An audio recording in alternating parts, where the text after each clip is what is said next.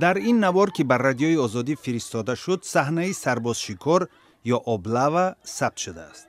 حادثه تقریباً 20 و یا 21 اکتبر در محله بربد شهر کولاب روی داده است.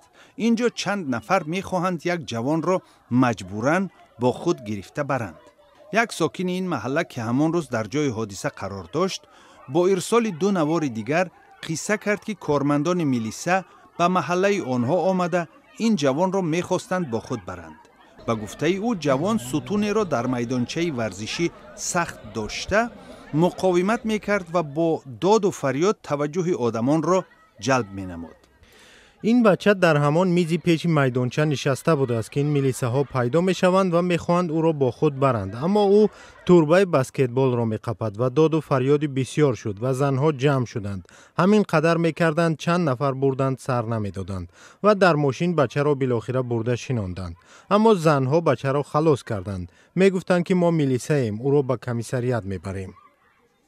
چونین شیوه بردن به ارتش برای تاجیکستان نو نیست. هفته گذشته در شهر دوشنبه احسان سلطانزاده دانشجوی سال دوم دانشگاه دولتی مالیه و اقتصادی تاجیکستان را کارمندان پلیس دستگیر کردند و به کمیسریات حربی ناحیه جلال‌الدین بلخی بردند. خانواده سلطانزاده در صحبت با رادیوی آزادی گفتند در دوام یک روز از پسرشان خبری نداشتند که او بعد درس کجا رفته است. مادر سلطانزاده گفت که بعد زنگ پسرشان آنها آگاه شدند که او در کمیسریات حربی قرار دارد. همه حجت ها را پیشنهاد کردیم که او دانشجو است و حتی به پروکورور گارنیزون حربی باختر و سرپروکوراتورای حربی تاجیکستان پدرش شکایت نوشت، ولی با وجود همین حال او در خدمت قرار دارد. روی راست قانون شکنی کردند و علم‌آورش همین است که ابله میکنند و تو فرزند میکوبی. شکایت ها از سرباز شکار به ناحیه های دیگری ولایت ختلان نیز ربط دارند.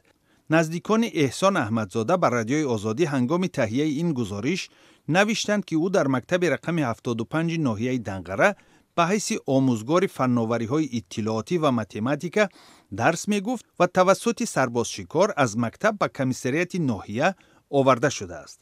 این حادثه روز 20 اکتبر اتفاق افتاده است.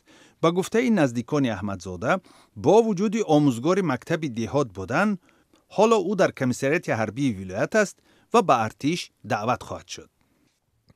همین اعلان کردند که دنقره نقشه دعوت را در روز اول 100% اجرا کرده است، اما احسان احمدزاده را به مکتب دعوت میکنند و او را به کمیسریات میآورند. این روزی 20 اکتبر رخ داد و از دنقره به ولایت میبرند و حالا در ولایت هست. دیگر نمیدونیم که مقام آموزگار چی میشود.